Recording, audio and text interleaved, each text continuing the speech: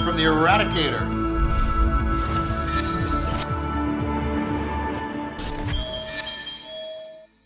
Hey guys, what's going on? It's Erad, and so in today's video I wanted to do things a little bit differently. I wanted to give my impressions of what I think of Star Citizen, these days, especially following this amazing Citizencon that we had last month. And I think that quite a lot of things have changed compared to the time that we had before Citizencon and the time that we had after Citizencon.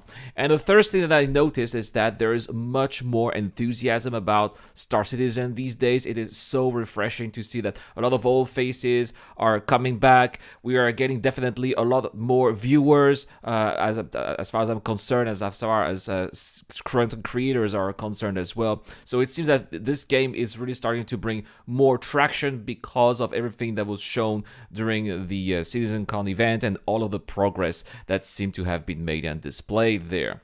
And it also seems that it's not just about the fans of Star Citizen, but it's also some of the detractors that were before talking trash about the game or saying that it was a scam. We're seeing that much less now. It seems that we've seen a lot of other content creators who were not interested in Star Citizen starting to become interested, some of them having millions of subscribers, and that's overall a very positive dynamic because that's going to be bringing more people into the project, and that's really great.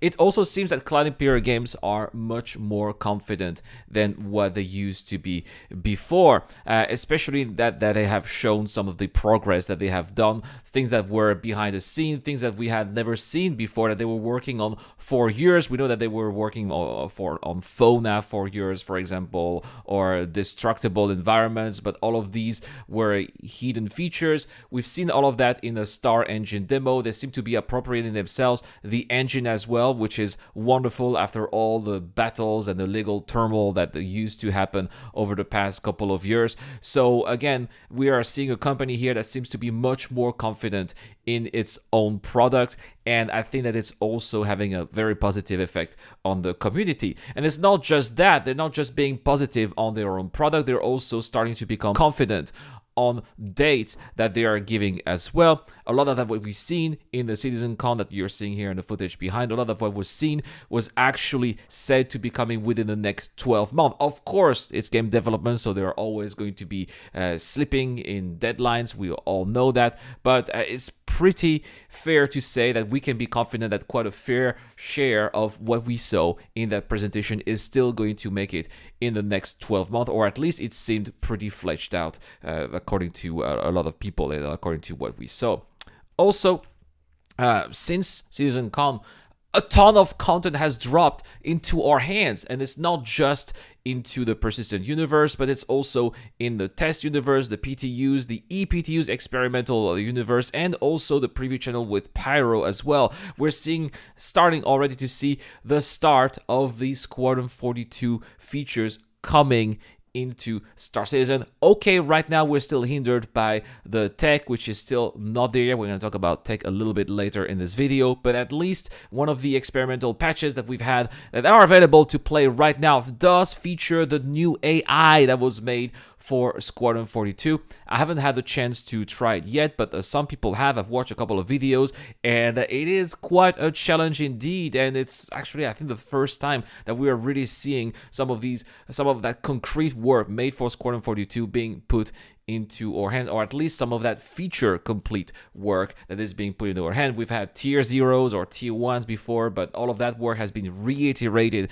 ever since. Now the features that we are going to be getting for Squadron 42 are those that are going to be in the game, minus all the polishing that still need to be done, right? Plus, there's also Pyro, those Pyro playtests that people have had the chance to try during Citizencon. Well, it's also available still for a couple of days, and it's a very interesting indicator as of what we should be expecting for the future of Star Citizen, and definitely a lot of people are very excited about that. And the last thing that I think really changed, and I think that was perhaps the biggest changer, is that the tech that was required for all these changes to happen seems to be working. We have seen some demos working live during the presentation, demos of the replication layer, of course, which is very important because that's going to bring that stability that we all need when we play a game of the scale of Star Citizen, but also server meshing, which is going to allow not just the stability here, but the scale, the overall scale, making this universe feel like a real MMO, which is not the case, as we are stuck to 100 players-ish per server. In the future, per instances, we are going to be able to have thousands of players, but to be able to do that, well, we need server meshing. In the future, we're going to be able to travel from one planet in a star system to another planet, another star system seamlessly. For that, we need server meshing as well, so that we can go seamlessly from one server which holds one area into another server which holds one other area. This tech was shown to be working during Citizencon, and I think that this is also one of the reasons why CIG are now very confident they can start to finally roll some of the content that they've been working on for quite many years at this point. So there we have it, guys. This is what I feel changed over the past couple of weeks. Definitely, we are entering a new age when it comes to the Star Citizen project. We are already seeing that progress being made, and these are going to be some really exciting weeks coming up as we are going to be seeing that progress unroll in front of our very eyes. I cannot be more excited about Star Citizen, and I cannot wait to be sharing that progress with you guys on the channel. So make sure to subscribe to be notified whenever something is happening with Star Citizen. Anyway, guys, I have been Erad. Thank you so much for watching. I'll see you guys in the next one.